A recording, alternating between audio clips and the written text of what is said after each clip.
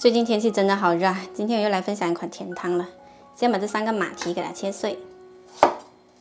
今天用到的这个马蹄呢，我们要给它切碎一点。切好了，先放一旁备用。接着我们再来准备一个雪平锅，加入250毫升清水，40克白砂糖，1小勺紫薯粉，调大火给它煮开。煮开了之后，加入100克木薯淀粉，给它拌一下。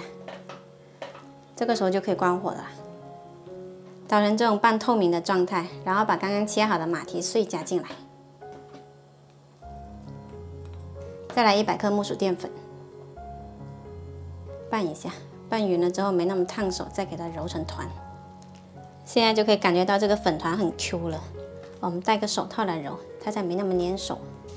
案板上撒一点点干粉，把这个粉团呢移到这边来，给它揉搓一下。如果粘手，可以加多一些粉。捏完了之后，我们给它分成小份，每一份呢都给它搓成长条。这颗粒的大小可以根据自己的喜好，喜欢吃大颗的就搓得粗一点，然后再给它切成小粒，然后再撒上一些干粉，它就不会粘在一起了。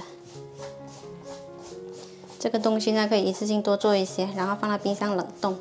要吃的时候开水煮一下就可以了。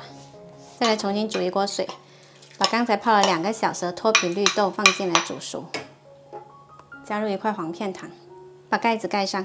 滚了之后呢，就得改小火，不然它会扑锅的。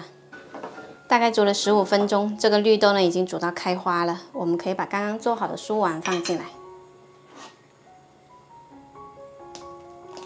然后调大火。煮到这个 Q 丸浮起来就可以了。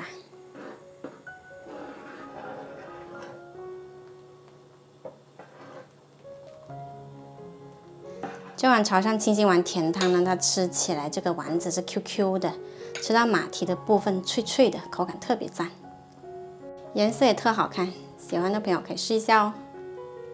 冷的吃、热的吃都很赞，喜欢的朋友赶紧做起来哦。